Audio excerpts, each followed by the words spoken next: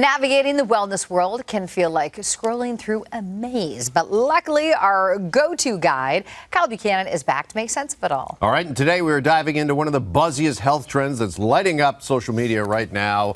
And you are actually going to help us maybe settle this debate regarding mouth taping. Yes. So before we get to your take on this, we had Dr. Gorfinkel with us last Friday, as we usually do. Here's what the good doctor, had to say about mouth taping.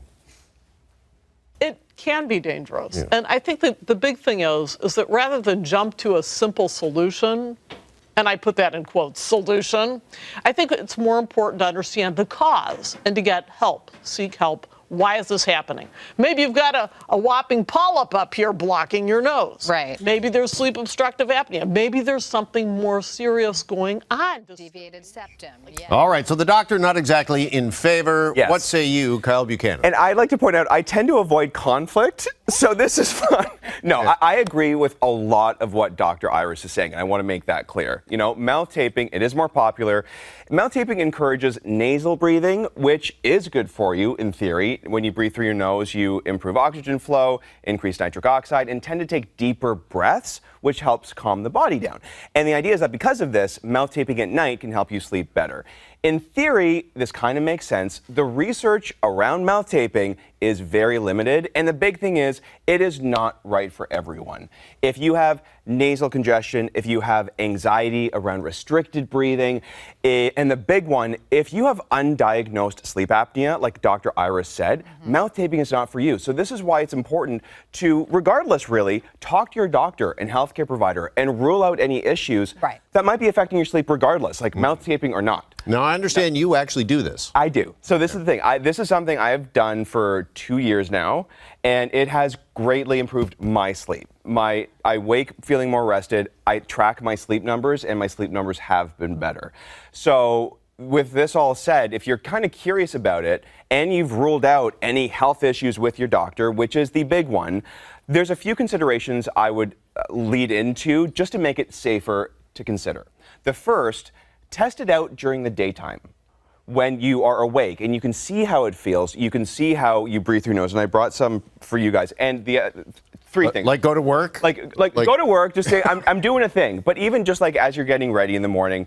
The second thing, do not duct tape your mouth, which is what we've seen online. Don't use duct tape. There is specific tape for this. And the other big thing that I think is lost with social media, saying everyone needs to do it, this is how you do it, no one, is the way you do it can make a difference. Okay. So you're not taping, like when you tape, you don't want to tape your entire mouth shut. You're not forcing yourself to never breathe. You want to leave some air. So if you, again. This is the official? This is the approved mouth tape. This is the thing. This is the way I would recommend doing it. Here, take this. Okay. So I would do. This is like when I cut myself and I'm trying to get a Band-Aid open. Here, I'll do this one for you too. So this way, you're just gently encouraging your mouth to stay shut. You're not forcing it. And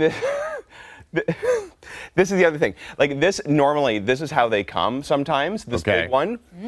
I cut it like that. So I just cut it in half to make it a little bit gentler on the body. You're just encouraging your mouth to stay shut. You are not completely shutting it. But again, undiagnosed sleep apnea is a real thing. So this is where your doctor can help and get things ruled out. But can I just say, because we were talking about this backstage, like at the end of the day, I'm so tired. I'm lucky if I get my teeth brushed, flossing. Never mind getting.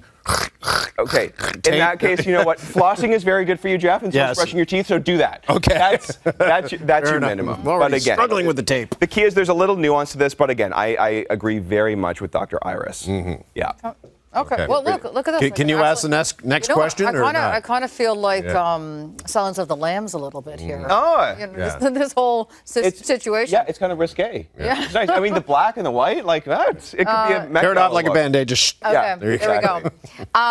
Okay, so we're going to talk grounding sheets now. Yeah, I get a lot of questions about grounding sheets. So, have you heard of grounding sheets? No. Okay, so grounding sheets, there's also like grounding mats.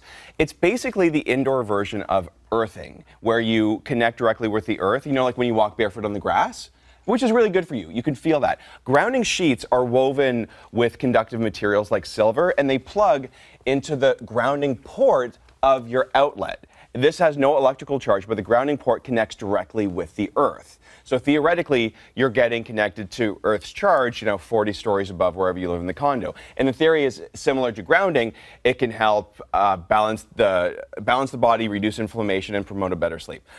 The verdict is, this is plausible, not yet fully proven. If you are one to go completely by the research is very limited, and the stuff out there is a little bit biased. The feedback we have for grounding sheets is largely anecdotal. Some people report a better night's sleep, other people report less pain, but it is kind of a trial and error, and some people question the placebo effect, which if you're dealing with less pain, that's a win.